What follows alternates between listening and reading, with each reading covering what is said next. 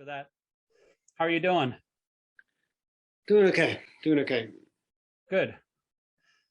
I don't know if anybody else is going to join us here, but I found out where we left off here. I'm marking all these spots, so because these internet, pages don't have pages. Okay. But this is where we left off here. Let me see if I can pull up the share screen. If you ever wanted to go back to the Kirtan Center, Devananda Pandit is going to be there this Thursday, and there's a bunch of birthdays that are going to be celebrated at that time. Bob Hall and Yamuna and one other, maybe he'll be showing up, but they're going to have some birthday cake, and say, may you never take birth again, that birthday song. So if it would be a good time to come. Do you know Devananda?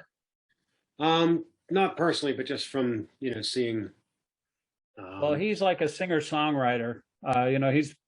I've followed him since the late 80s.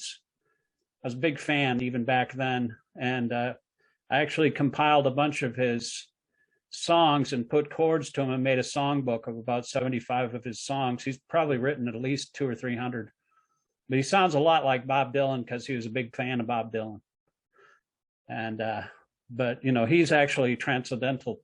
He's a transcendental Bob Dylan, Bob Dylan, he was pretty, he went through a phase actually that he was interested in spiritual things. But it's a difference between somebody who's steady and somebody that just kind of dabbles around in spirituality. But let's see, here we are, this paragraph here. Can you see the screen? Yep. Okay, I'll just read the first. We'll take turns. I'll read the first paragraph and you can read the next one. Material nature itself is constituted by three qualities: the mode of goodness, the mode of passion, and the mode of ignorance. Above these modes, there is eternal time, and by a combination of these modes of nature and under the control and purview of eternal time, there are activities, which are called karma. These activities are being carried out from time immemorial, and we are suffering or enjoying the fruits of our activities. For instance, suppose I'm a businessman and have worked very hard with intelligence and have amassed a great bank balance. Then I am the enjoyer. But then say I've lost all my money in business, then I'm a sufferer. Similarly, in every field of activity, we enjoy the results of our work, or we suffer the results. That is called karma. Go ahead. Ishvara, the Supreme Lord, Jiva, the living entity, Prakriti, nature, Kali, eternal time, and karma, activity, are all explained in the Bhagavad-gītā. Out of these five, the Lord, the living entities, material nature, and time are eternal. The manifestation of Prakriti may be temporary, but it is not false. Some philosophers say that the manifestation of material nature is false. But according to the philosophy of Bhagavad-gītā, or according to the philosophy of the Vaishnavas, this is not so. The manifestation of this world is not accepted as false. It is accepted as real, but temporary. It is likened unto a cloud which moves across the sky, or the coming of the rainy season, which nourishes grains. As soon as the rainy season is over, and as soon as the cloud goes away, all the crops which were nourished by the rain dry up. Similarly, this material manifestation takes place at a certain interval, stays for a while, and then disappears. Such are the workings of Prakriti. But this cycle is working eternally. Therefore, Prakriti is eternal. It is not false. The Lord refers to this as my Prakriti. This material nature is the separated energy of the Supreme Lord, and similarly, the living entities are also the energy of the Supreme Lord, although they are not separated but eternally related. So the Lord, the living entity, material nature, and time are all interrelated and are all eternal. However, the other item, karma, is not eternal. The effects of karma may be very old indeed. We are suffering or enjoying the results of our activities from time immemorial, We can change the results of our karma or our activity, and this change depends on the perfection of our knowledge. We are engaged in various activities. Undoubtedly, we do not know what sort of activities we should adopt to gain relief from the actions and reactions of all these activities, but this is also explained in the Bhagavad-gītā. No, I was just getting a realization. I just wanted to share some of my realizations I've been reading every day, Prabhupada often talked about how a disciple has to be like a blank slate, You have to make your mind blank, forget about everything you know, and just let the spiritual master write on the blank slate. So I was getting a pretty good realization of that. If we think we know anything, actually, anything about God, anything about anything, really, anything about ourselves, we really don't even know who we are. And the actual position of transcendental reality is something beyond our body and mind.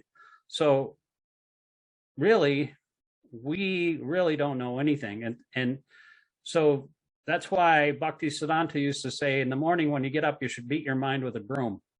And then at night, you should beat it with shoes or whatever, or vice versa.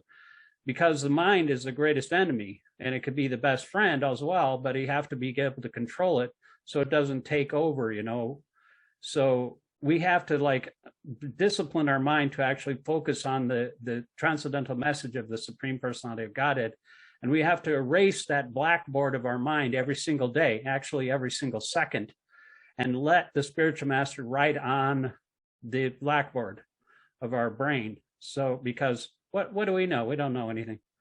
So that's why that's the position I come from when I'm reading these books. I'm just trying to understand what's coming off the page without any of my personal interpretation, without actually even trying to analyze any of the points, but just taking it for what it is, and whatever Krishna is telling me at the moment, it's a moment-to-moment realization as well.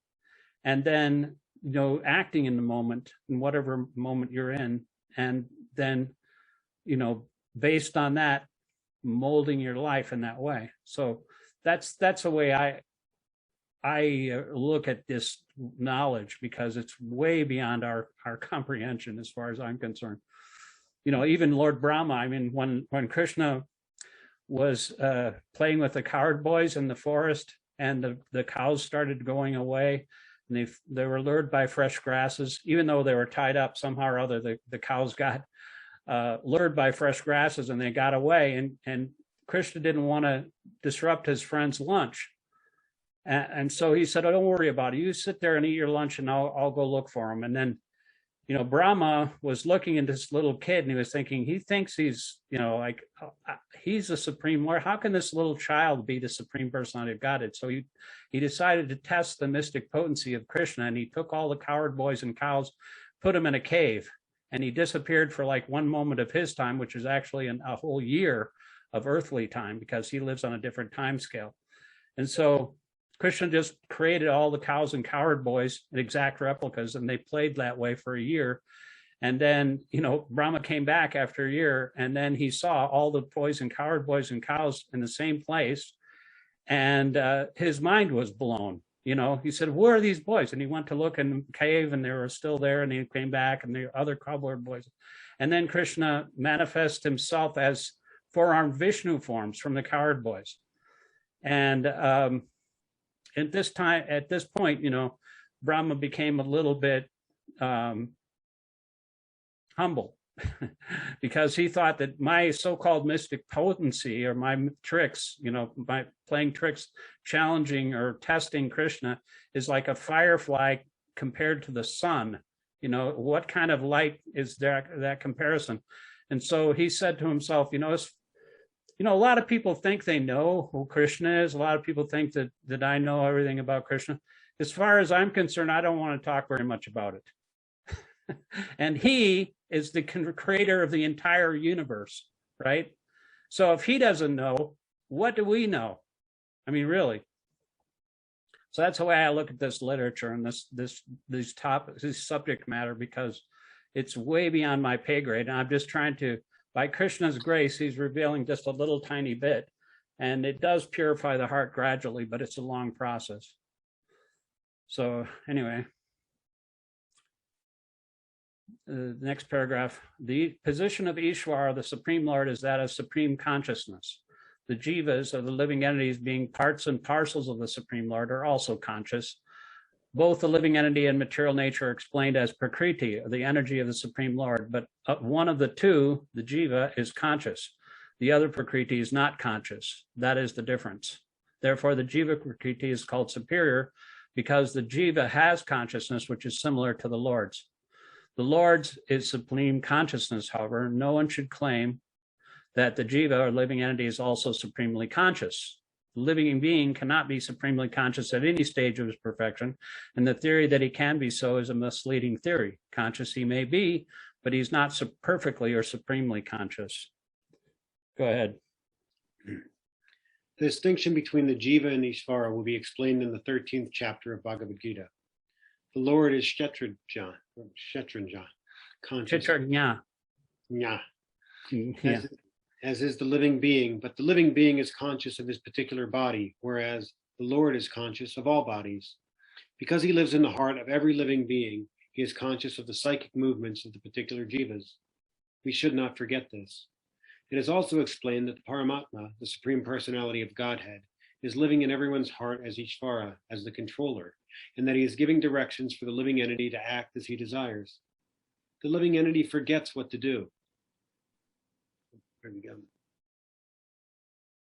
Right here. Spot. Okay. First of all, he makes a determination to act in a certain way, and then he's entangled in the actions and reactions of his own karma. After giving up one type of body, he enters another type of body, as we take off and put on clothes. As the soul thus migrates, he suffers the actions and reactions of his past activities. These activities can be changed when the living being is in the mode of goodness, insanity, and understands what sort of activities he should adopt. If he does so, then all the actions and reactions of his past activities can be changed. Consequently, karma is not eternal. Therefore, we stated that of the 5 items, Ishvara, Jiva, Prakriti, time, and karma, 4 are eternal, whereas karma is not eternal. Yeah, Krishna can change your karma.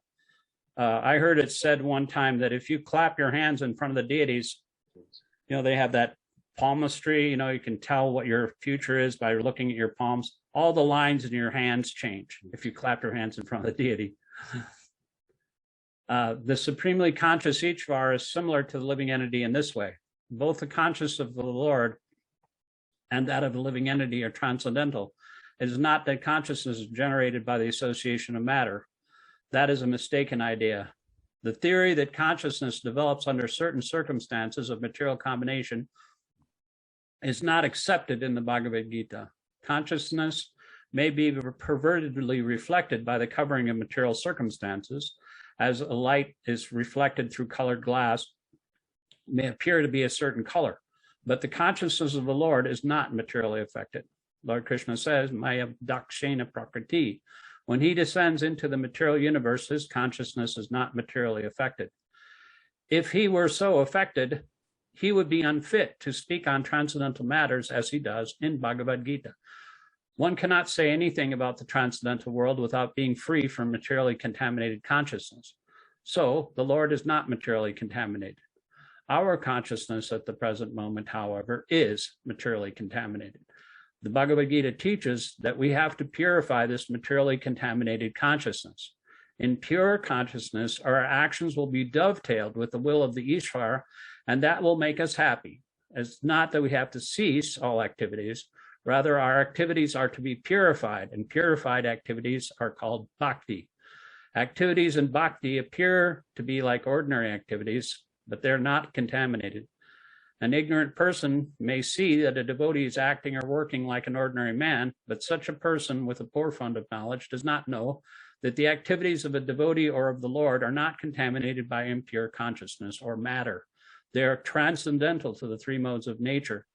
We should know, however, that at this point, our consciousness is contaminated. When we are materially contaminated, we are called conditioned, false consciousness is exhibited under the impression that I am the product of material nature. This is called false ego. One who is absorbed in the thought of bodily conceptions cannot understand his situation. Bhagavad-gītā was spoken to liberate one from the bodily conception of life, and Arjuna put himself in the position in order to receive this information from the Lord. One must become free from the bodily conception of life. That is the preliminary activity for the transcendentalist. One who wants to become free, who wants to become liberated, must first of all learn that he is not this material body. Mukti, or liberation, means freedom from material consciousness. In the Srimad Bhagavatam, also the definition of liberation is given. Muktir Yavjanyatha Rupam Svarupena Yavash Iti. Mukti means liberation from the contaminated consciousness of this material world and situation in pure consciousness.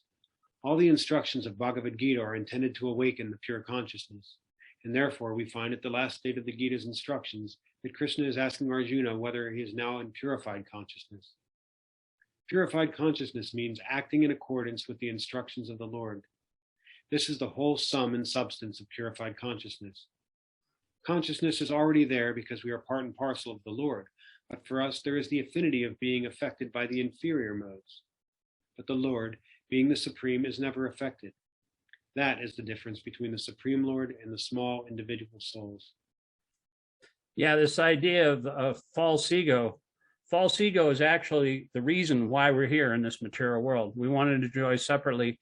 So we identify with the body and the mind, and that contaminates our consciousness. When one has a false ego thinking I and mine, this is my body, I am Russian, I am white, I am man or woman, I'm this or that. This is contaminated false ego, and it's just temporary, so therefore it's not even real. So in the 11th canto of the Bhagavatam, Krishna is instructing Uddhava that this false ego has to be purified by the understanding that we're not, the sense of ego is actually the soul, but when it's contaminated by the consciousness of I and mine, then it becomes, one becomes attached to material sense gratification and thoughts of your own mental concoctions. And that just entangles us more and more. Fruitive activity, in other words, you think you want to work for a living or work for the enjoyment of your body. It just gets us more and more entangled in the cycle of birth and death. But if we want to free ourselves from this idea of false ego, then we have to actually surrender to Krishna. And that's how to get rid of all these contaminated consciousness. So this has been, building up in our hearts for since time immemorial. We have this pollution. It's like dirt in the heart. It has to be cleansed by the instructions of the Gita and the Srimad Bhagavatam, and also by chanting Hare Krishna. That is a purification process that is recommended. It cleanses the mirror of the mind so we can see ourselves clearly, and we can also see the Lord. So what is this consciousness? This consciousness is I am. Then what am I? In contaminated consciousness, I am means I am the Lord of all I survey. I am the enjoyer. The world revolves because every living being thinks he is the Lord of and creator of the material world. Material consciousness has two psychic divisions. One is that I am the creator, and the other is that I am the enjoyer. But actually, the Supreme Lord is both the creator and the enjoyer, and the living entity being part and parcel of the Supreme Lord is neither the creator nor the enjoyer, but a cooperator. He is the created and the enjoyed. For instance, the part of the machine cooperates with the whole machine. A part of the body cooperates with the whole body. The hands, legs, eyes, and so on are all parts of the body, but they're not actually the enjoyer. The stomach is the enjoyer. The legs move, the hands supply food, the teeth chew, and all parts of the body are engaged in satisfying the stomach, because the stomach is the principal factor that nourishes the body's organization. Therefore, everything is given to the stomach. If one nourishes the tree by watering its root, and one nourishes the body by feeding the stomach, for if the body is to be kept in a healthy state, then the parts of the body must cooperate to feed the stomach. Similarly, if the Supreme Lord is the creator and enjoyer, and we, as subordinate living beings, are meant to cooperate to satisfy him. This cooperation will actually help us, just as food taken by the stomach will help all other parts of the body. If the fingers of the hand think that they should take the food themselves instead of giving it to the stomach, then they'll be frustrated. The central figure of creation and of enjoyment is the Supreme Lord, and the living entities are cooperators. By cooperation, they enjoy. The relation is also like that of the master and the servant. If the master is fully satisfied, then the servant is satisfied. Similarly, the Supreme Lord should be satisfied, although the tendency to become the creator and the tendency to enjoy the material world are also there in the living entities, because these tendencies are there in the Supreme Lord who has created this manifested cosmic world. But we shall find, therefore, in this Bhagavad-gītā that the complete whole is comprised of the Supreme Controller, the controlled living entities, the cosmic manifestation, eternal time, and karma, or activities, and all of these are explained in this text. All of these taken completely form the complete whole, and the complete whole is called the Supreme Absolute Truth. The complete whole and the complete Absolute Truth are the complete personality of Godhead, Sri Krishna. All manifestations are due to his different energies. He is the complete whole. Yeah, the Upanishad also says that, everything is complete, and it's in the absolute mathematics, 1 minus 1 equals 1, and 1 plus 1 equals 1. In other words, he's the complete whole, and any units that come from that complete whole are also complete in and of themselves. But when they're disjointed from the complete whole, then all sorts of incompleteness result from that illusion of being apart from the complete whole. It is also explained in the Gita that impersonal Brahman is also subordinate to the complete supreme person, Brahmano hi pratistatam. Brahman is more explicitly explained in the Brahma Sutra to be like the rays of the sunshine. The impersonal Brahman is the shining rays of the Supreme Personality of Godhead. Impersonal Brahman is incomplete realization of the absolute whole, and so also is the conception of Paramatma. In the 15th chapter, it shall be seen that the Supreme Personality of Godhead, Purushottama, is above both impersonal Brahman and the partial realization of Paramatma. The Supreme Personality of Godhead is called Sat Chit Ananda Vigraha. The Brahma Samhita begins in this way: Ishvara Parama Krishna Sat Chit Ananda Vigraha Adir Govinda Sarvakarna Karnam. Govinda, Krishna, is the cause of all causes. He's a primal cause, and he is the very form of eternity, knowledge, and bliss. End quote. Impersonal Brahman realization is the realization of his Sat, eternity feature.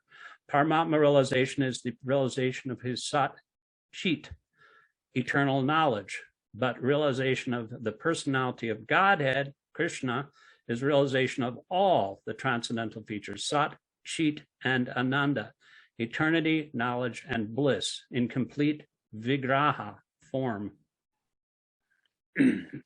People with less intelligence consider the Supreme Truth to be impersonal, but he is a transcendental person, and this is confirmed in all Vedic literatures.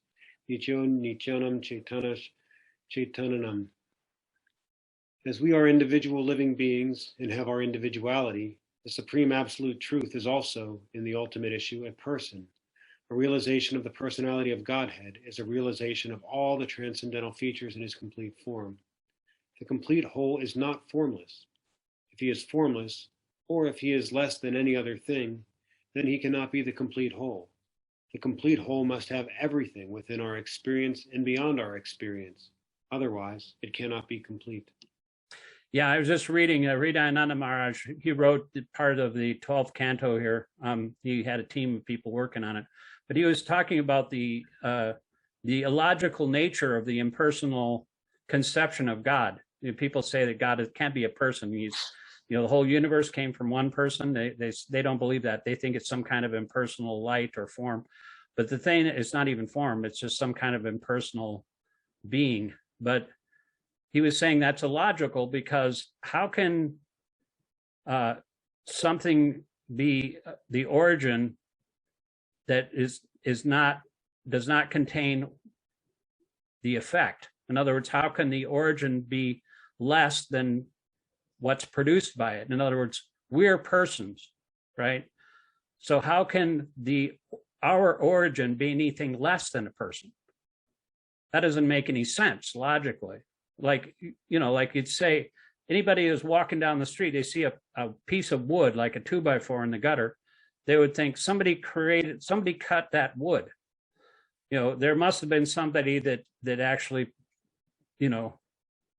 cut that piece of wood to look the way it is. And so we are ultimately persons, and because Krishna is a person as well, but he is not a material person. That's the difference.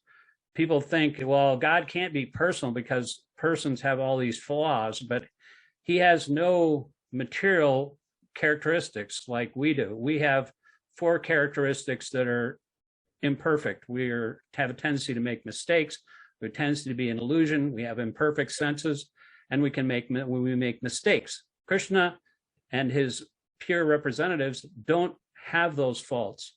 Whoever wrote this literature, the Srimad Bhagavatam and the Bhagavad-gītā, they're not mistaken. They're exactly correct. There's no mistakes, there's no illusion, and there's no cheating. And the people that wrote the Bhagavatam, Srila Vyasadeva, has no imperfect vision.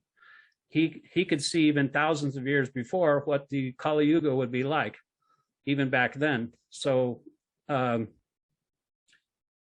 point is, you can't have anything less, like A equals B and B equals C. A must also contain what's in C. Otherwise, it's just not logical. The complete whole, or the personality of Godhead, has immense potencies. Paraksha Shakti Vividaya Vishuddhiti. How Krishna is acting in different potencies is also explained in Bhagavad-gītā. This phenomenal world, or material world in which we are placed, is also complete in itself, because the 24 elements of which this material universe is a temporary manifestation, according to Sankhya philosophy, are completely adjusted to produce complete resources which are necessary for the maintenance and sustenance of this universe. There is nothing extraneous, nor is there anything needed. This manifestation has its own time fixed by the energy of the Supreme Whole, and when its time is complete, all these temporary manifestations will be annihilated by the complete arrangement of the complete. There is complete facility for the small complete units, namely the living entities, to realize the complete, and all sorts of incompleteness are experienced due to the incomplete knowledge of the complete. So, Bhagavad-gītā contains the complete knowledge of Vedic wisdom.